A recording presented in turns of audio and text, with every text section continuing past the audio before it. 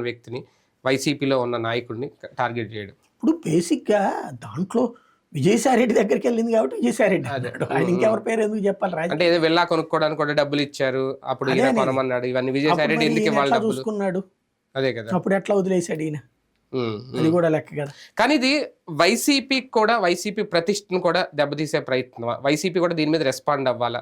ఒక పెద్దల సభకు పంపించింది విజయసాయి రెడ్డి అనే వ్యక్తిని. రాజ్యసభ ఎంపీగా ఉన్నారు ఆయన. ఇప్పుడు ఆయనే ఒక పెద్దల సభలో ఉన్న నాయకుడు ఇలాంటి, ఎందుకంటే ఇంతకుముందు ఒక పృథ్వీరాజ్ విషయం వదిలేద్దాం, ఆయన రాజీనామా చేశారు, బలవంతంగా చేయించారు, అప్పుడైపోయింది.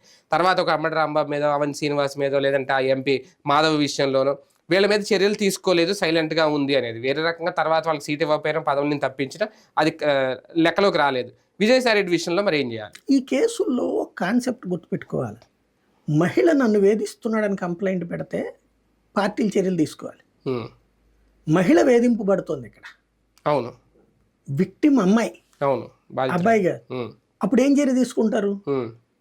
అది పోలీసులు తేల్చకుండా ఏం చర్య తీసుకోలేరు. కానీ ఇందులో ఎక్కడా కూడా మహిళ వచ్చి నన్ను వేధించారని కేసు పెట్టిన దాఖలాలు లేవు వైసీపీలో ఈ లిస్ట్ లో. ఎవరికి ఇప్పుడు అమ్మాయి ఏడుస్తుంది ఎందుకు?